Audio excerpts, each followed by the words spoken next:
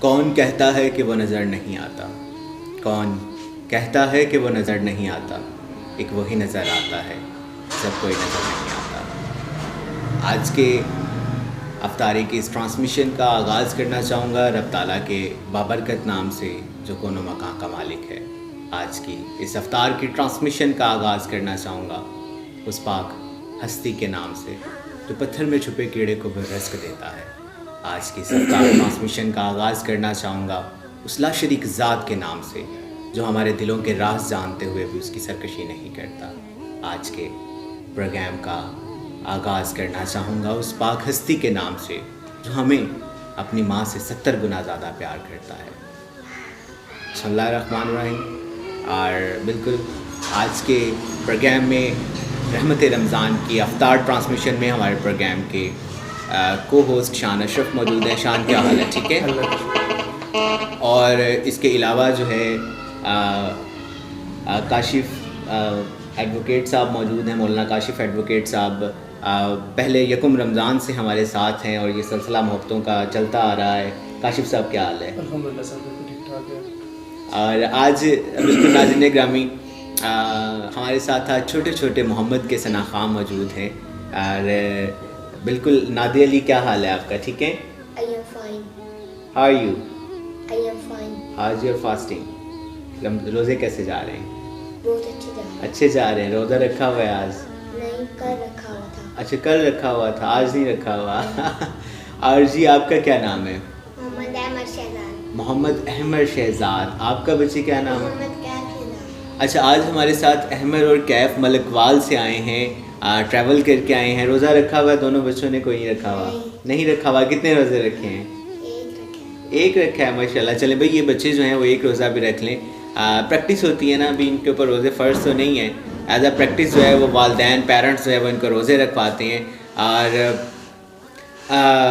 کاشف صاحب، شان کوئی سوال کاشف صاحب سے؟ بالکل ہیں، لیکن فرسٹ میں نعت سننا چاہوں گا ان دونوں بچوں کی۔ چلیں کافی میں نے سنی ہے ان کی سوشل میڈیا پہ، تو اسٹارٹ ان سے لیں گے ہم انشاءاللہ۔ تو باقی سوالات بھی جاری رہیں گے، پہلے نعت ان سے سنیں گے ہم، پھر انشاءاللہ۔ جی بالکل، میں اپنے کوآرڈینیٹر کو کہوں گا جی مائک دیجیے گا تاکہ ہم جو ہے وہ ان دونوں بچوں سے جو ہے وہ نعت سن سکیں۔ اور کون سی نعت؟ آج ہم بھی ادھر آ جائیں، ہم آپ کو مائک بھی دیتے ہیں، ابھی ہم آپ سے نعت بھی سنتے ہیں۔ محمد کیف سے اور احمد شہزاد نام ہے آپ کا؟ جی۔ کون سی کلاس میں پڑھتے ہیں دونوں؟ 7 5۔ لیں جی بسم اللہ کریں، مائک تھوڑا قریب رکھیے گا۔ صلی اللہ علیہ یا رسول اللہ وسلم علیکہ یا حبیب اللہ یا رسول اللہ یا حبیب اللہ۔ زلف دیکھی ہے کہ نظروں نے گھٹا دیکھی ہے، لٹ گیا جس نے محمد کی ادا دیکھی ہے، اپنے چہرے کو چھپا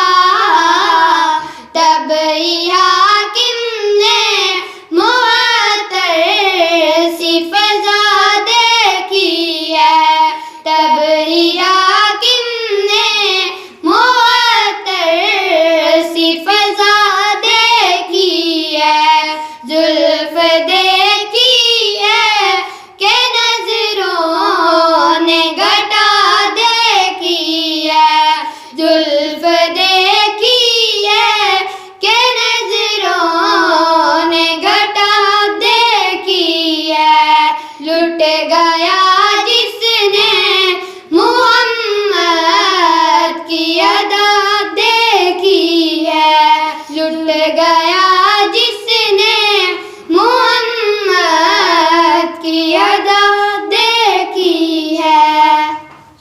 माशाल्लाह, जज़ाकल्लाह। और कुर्बान जाऊँ आपके और मेरे आका पर, इंतहाई खूबसूरत कलाम। और छोटा सा मुख्तसर सा वाक़या आप लोगों के सामने बयान करना चाहूँगा। कल भी मैंने ट्रांसमिशन में एक शेर पढ़ा था रसूल पाक सल्लल्लाहु अलैहि वसल्लम की खूबसूरती के हवाले से, कि चाँद शर्मा जाता था आपकी खूबसूरती को देख के। और हज़रत यूसुफ़ की खूबसूरती बहुत मशहूर है, और वो उंगलियां काटने वाला वाक़या, और शायर बड़े खूब फरमाता है कि काट ली जिन्होंने उंगलियां हुस्न यूसुफ़ देखकर, काट ली जिन्होंने उंगलियां हुस्न यूसुफ़ देखकर, मार लेती दिल पे छुरियां मेरे नबी को देखकर।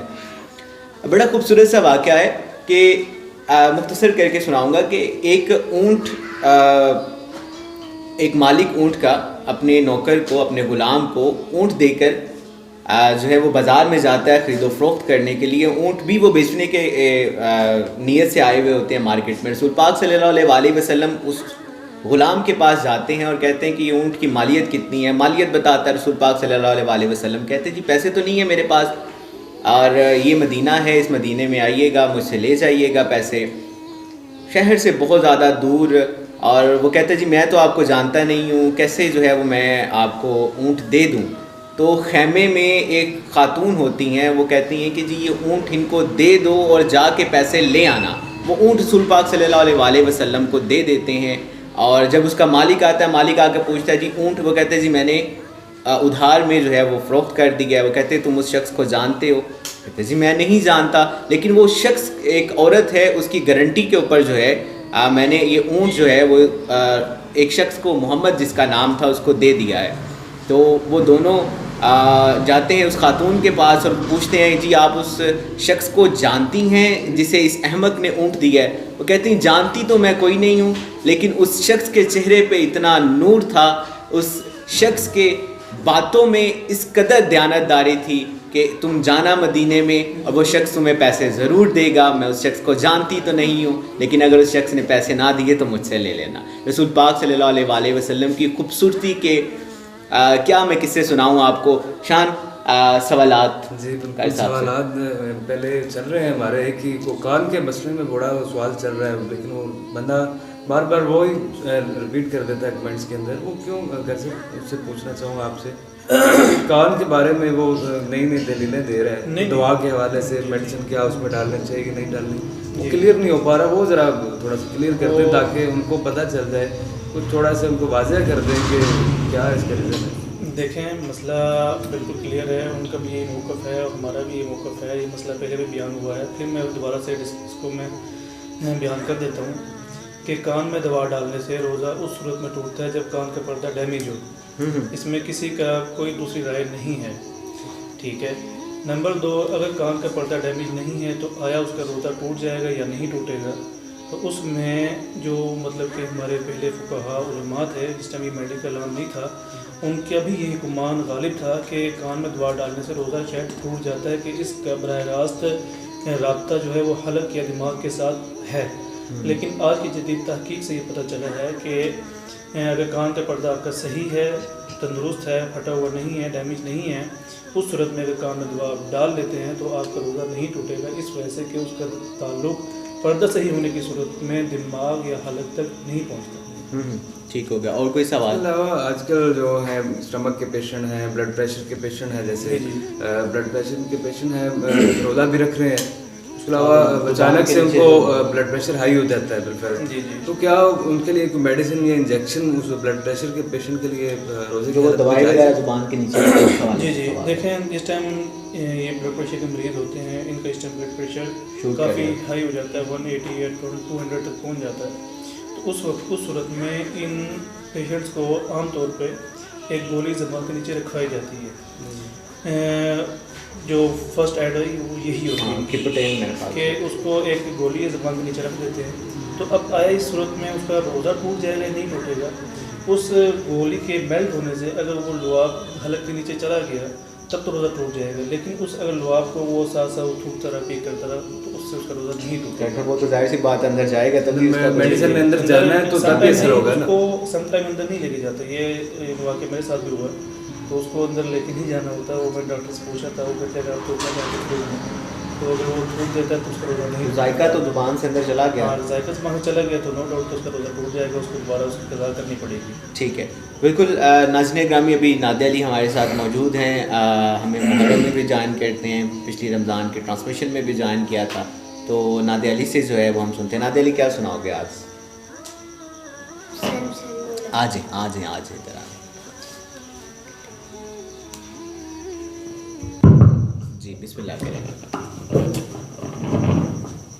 حسین حسین مولا مولا حسین حسین مولا حسین بادشاہ حسین شہنشاہ حسین دین ہے حسین دی پناہ حسین دی پناہ حسین بادشاہ حسین شہنشاہ حسین دین ہے حسین دی پناہ حسین دی پناہ. جانی مانگو میں دل نہیں دوں گا, جان مانگو میں دل نہیں دوں گا. یہ دل ٹھکانا میرے حسین کا ہے, ہر زمانہ میرے حسین کا ہے, ہر زمانہ میرے حسین کا ہے, حسین کا ہے. جس کی خاطر یہ کائنات بنی, جس کی خاطر یہ کائنات بنی, ایسا نانا میرے حسین کا ہے, ہر زمانہ میرے حسین کا ہے, ہر زمانہ میرے حسین کا ہے.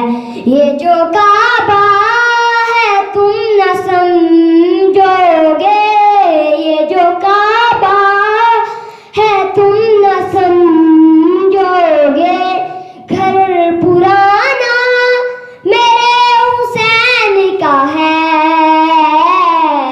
ہر زمانہ میرے حسین کا ہے, ہر زمانہ میرے حسین کا ہے.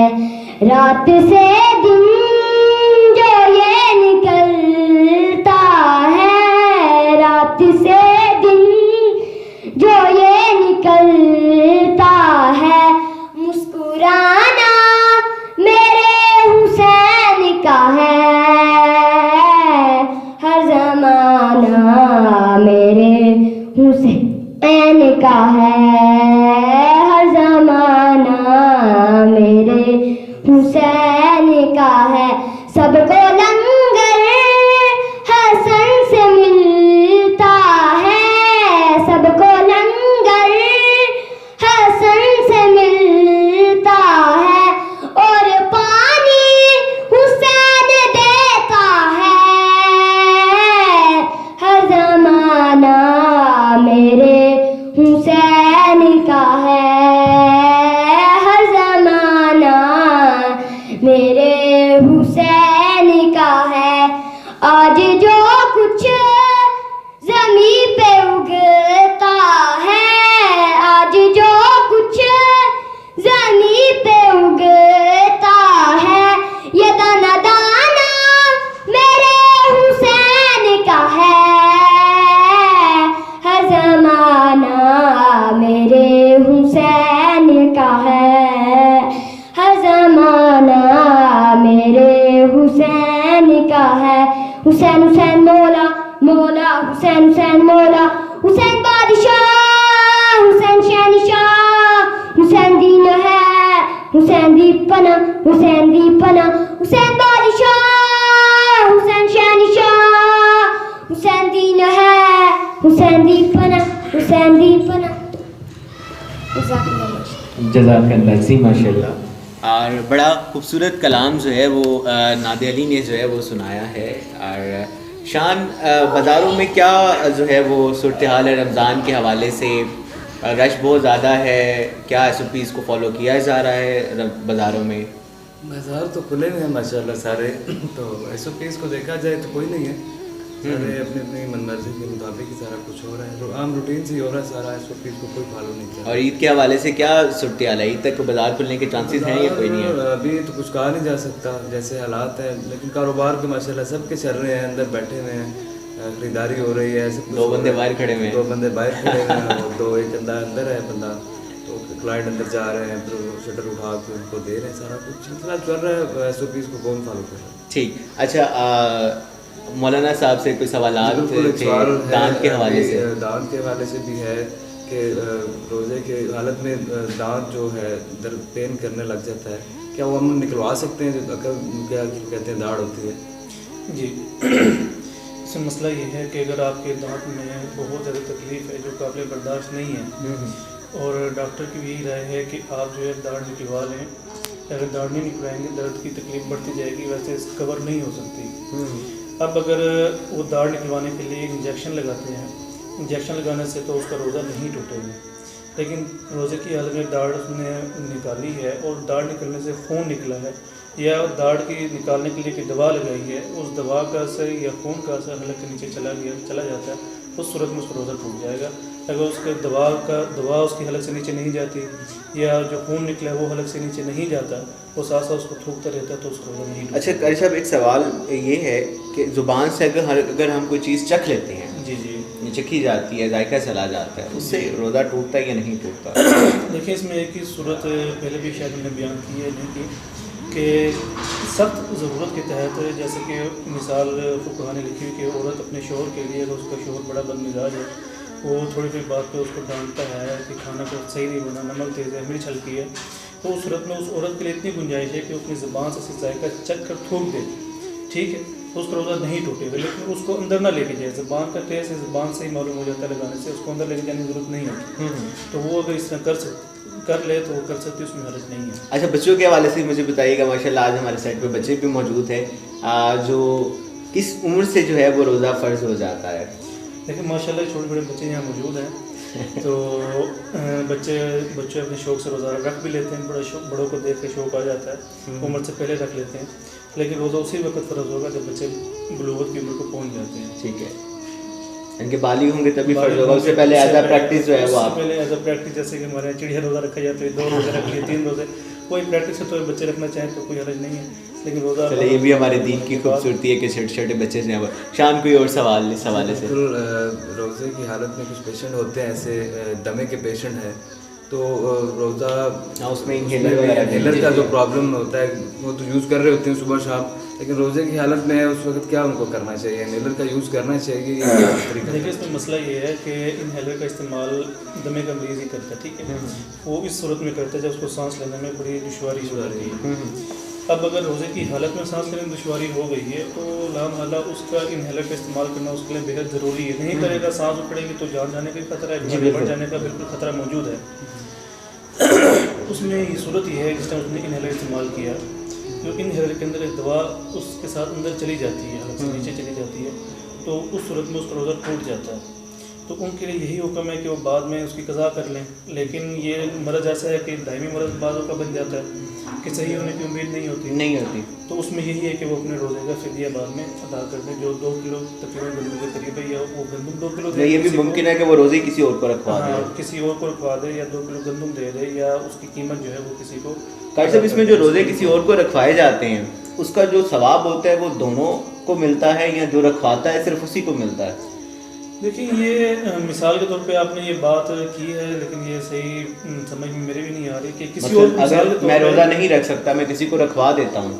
دیکھیں میں آپ سے کویسچن یہاں اٹھاؤں گا، مثال کے طور پر مجھ سے روزہ نہیں رکھا جا رہا، میں بیمار ہوں، تو میں آپ سے روزہ رکھواتا ہوں، اطلاع بھائی آپ نے روزہ رکھنے میری جگہ، تو کیا آپ کا فرض نہیں، آپ نے اپنا نہیں رکھا؟ میں وہی کہہ رہا ہوں، ایک انسان ایک ہی روزہ رکھ سکتا ہے، 2 روزے تو ہی نہیں میں رکھ وہی سکتا۔ کہہ رہا ہوں کہ عموماً کہا جاتا ہے، مسائل میں کہا جاتا ہے کہ جی آپ اگر روزہ نہیں رکھ سکتے، بیمار نہیں، جسم میں طاقت، کسی کو روزہ رکھوا دیں آپ، یعنی کہ سحر افطار کرا دیں، تو روزہ رکھنے سے مراد یہ کہ کسی کو آپ سحری اور افطاری کرا دیں، اتنا ثواب ملتا ہے، مطلب کہ اس کا روزے کا جو ہے نا وہ فدیہ وہ بن جائے گا۔ جی بالکل ناظرین گرامی، وقت ختم ہوا چاہتا ہے، افطار کا وقت انتہائی قریب ہے۔ مندی بہاؤالدین، لاہور، گجرات، راولپنڈی، گوجرانوالا، ان تمام مقامات پہ روزہ افطار ہو چکا ہے۔ باقی تمام لوگ اپنے مقامی وقت کے مطابق روزہ افطار کریں۔ آج کراچی میں روزے کی افطار کا وقت 4:37 ہے۔ اپنا ڈھیر سارا خیال رکھیے گا۔ رحمت رمضان ٹرانسمیشن سے مجھے، شان اشرف، مولانا کاشف صاحب کو، یہ ہمارے ننھے شہزادوں کو اجازت دیجیے گا۔ اللہ حافظ۔